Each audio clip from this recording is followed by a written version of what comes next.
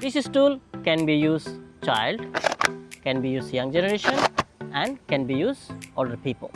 Hello everyone, welcome back to the instruction video of longevity factory product 21 generation collapsible stool. So let's start. First, when you have to open the stool, you see there is a clockwise lock and unlock. Here is a lock and here is an unlock. There is a logo, so you can understand very easily.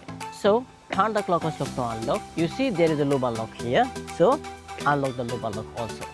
Then pull until it's click into the place.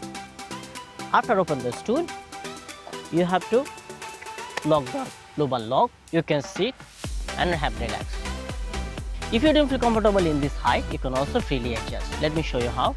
Before you adjust, you see there is a loop unlock here. Unlock the loop unlock, then take the stool, adjust whatever you want.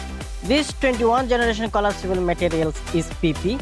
Height is 46 cm, wide is 26 cm, and it has maximum load capacity is 600 pounds or 300 kilograms. So let's see how to close this 21 generation collapsible stool. First, you see there is a loop unlock here. Unlock the loop unlock, then take the stool, twist.